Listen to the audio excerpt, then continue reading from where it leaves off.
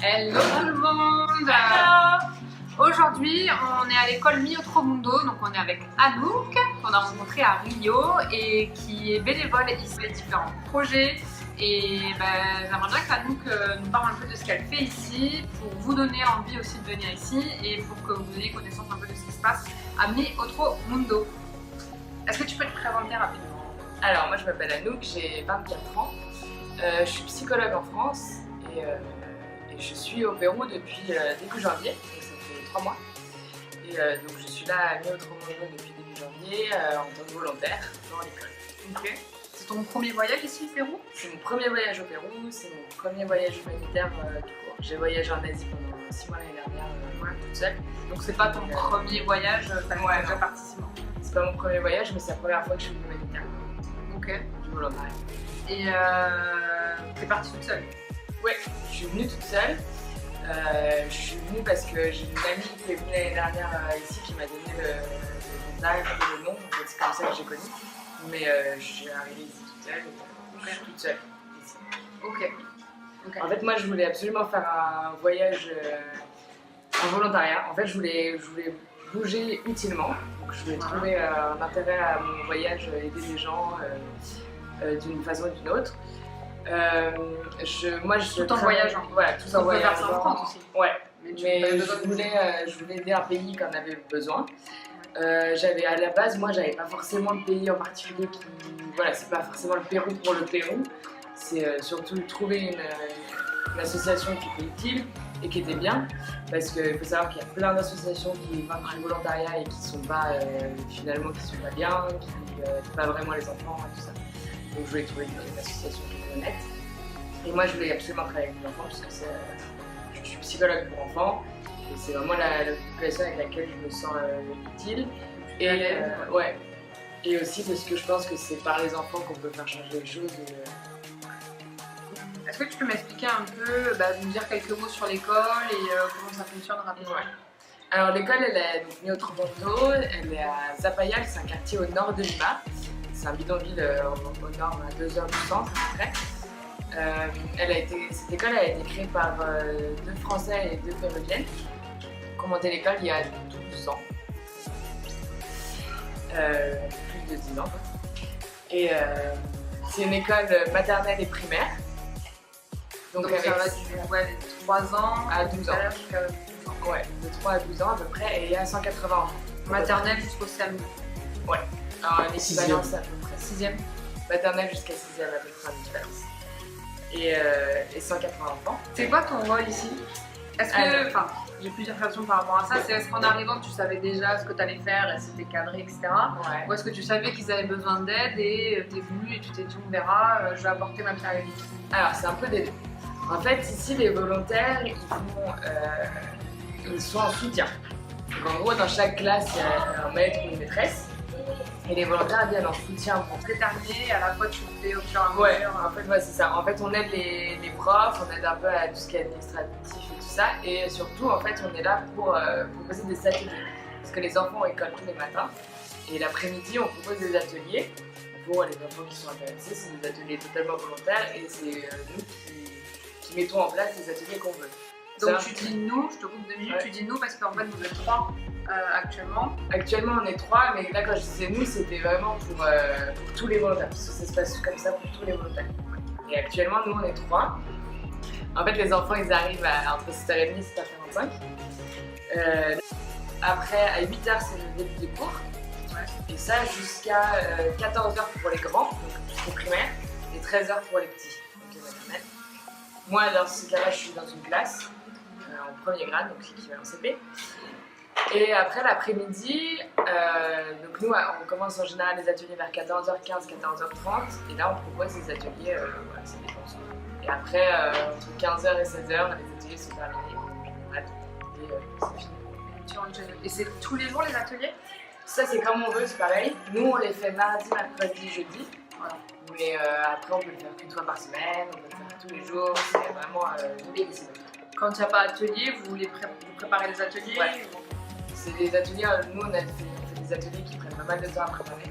Du coup, sur toutes les autres journées, après-midi, on préparer ça. C'est toi qui as payé ton billet d'avion? Oui. Tu as payé ton billet d'avion, par contre ici, tu es logé. Alors ici, je suis logée. Ok. C'est sur place, on est logé, c'est nous qui payons notre voiture, c'est nous qui payons le trajet pour venir, c'est nous qui payons les extras forcément, et aussi les assurances. Donc, moi j'ai une assurance touriste, normale, comme si je voyageais en fait. Touriste, hein, pas touriste. Ouais, non, bah touriste aussi. On prie pour qu'il se passe rien, ouais. Et Donc, ouais. Donc, et on rappelle que tu n'es pas rémunéré pour non, je ne suis pas rémunérée du tout, c'est vraiment du volontariat. Mais le fait qu'ils payent le logement, ça change vraiment la vie. Parce que c'est pas le cas tout le temps. Et là, c'est vrai que c'est un confort qui est négligeable. En plus, on a une très très bonne maison. Ouais, super. Et puis la vie au Pérou, il faut savoir que la nourriture au Pérou, c'est pas cher du tout. Pas trop de dépenses. Tu as une idée de l'enveloppe globale? Combien ça m'a pour 7 mois? Je dirais qu'on est en moyenne pour une personne toute seule. Si on est toute seule en volontariat ici, parce que pareil, dès qu'il y a des gens, tu fais plus de choses, donc ouais. Ça en plus. Je dirais que ça coûte à peu près 200 € par mois. Ce qui est quand même ouais, pour manger et sortir un peu sur Lima et tout ça. Et ça, il y a le billet d'avion. Ouais, ça fait des allers-retours, c'est billets d'avion aller-retour, à peu près 200 € par mois pour la vie ici. Et l'assurance, c'est entre 15 et 30 € par mois sur ce que à peu près, ouais. En gros, c'est ça. Ouais. Ok. Et les transports à Lima, c'est vraiment pas cher les transports. Il faut savoir que pour faire un bus, en général, c'est 1 soles par personne. Pour faire même des longues distances. Et le Métropolitano, c'est 52 soles 50. Ouais, tout ça en soles. Ouais, tout en soles. Donc ce qui vaut rien du tout puisque vous divisez par 4. Exactement. Toi, en plus de ça, vu que tu restes 7 mois, il y a une histoire de visa. Ouais, alors en fait, quand tu rentres au Pérou, tu as un visa de. Enfin, tu as une autorisation de séjour de 3 mois. Sans visa, sans rien. Sans gratuit. Et du coup, moi, comme je reste plus, là, je suis en plein dans les démarches de prolongation de visa. Parce qu'en fait, avant, il fallait sortir du pays, faire un visa run en fait. Et donc, ça coûte un peu cher. Donc, un visa run, c'est que je sais pas, tu pars du pays pendant 1 heure ou un jour. Ouais, peu ça importe. dépend des endroits. Et après, tu vas rentrer et te refournissent ton autorisation de séjour de 3 mois. 2-3 mois supplémentaires.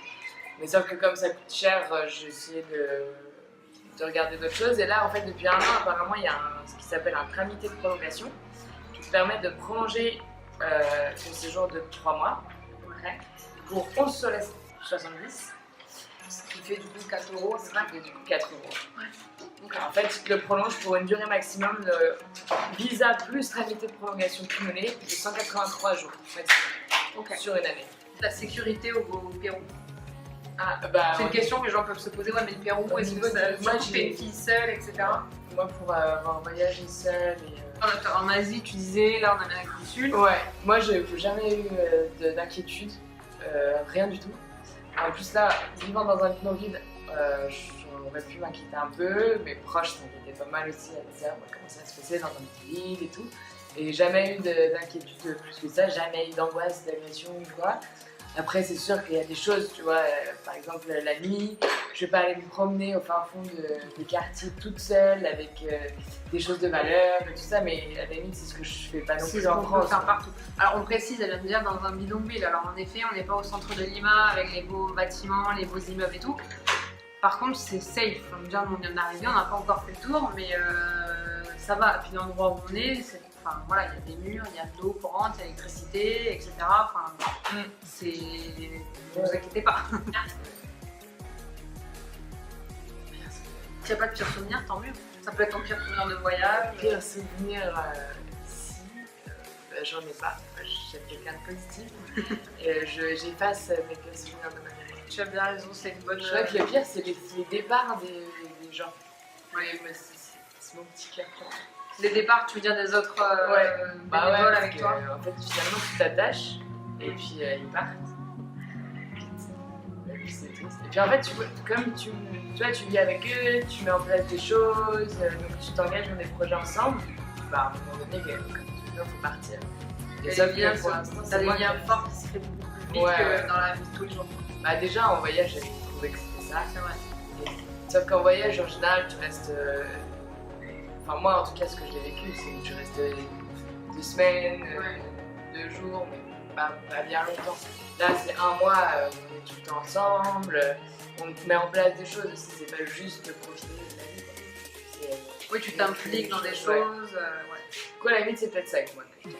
Le départ des gens avec qui tu es ici. Ouais. Et ton meilleur souvenir? Et mon meilleur souvenir, je pense que mon meilleur souvenir, c'est un des ateliers qu'on a fait. C'était l'atelier cirque. J'ai fait des vidéos, ça vaut le détour. Et où vraiment on riait beaucoup. Et les enfants ils riaient aussi. Et en fait, on a beaucoup ri, ça c'était chouette. Et on a fait des tours de magie, mais qui étaient des tours de magie un peu pourris, enfin bas de gamme que tout le monde peut faire. Mais les enfants étaient tellement contents de le voir que c'est ouais. Okay. Bon, Voilà. merci Anouk de nous avoir partagé Et tout de ça. rien, ça m'a fait plaisir. Je suis super à l'aise. Anouk, c'est la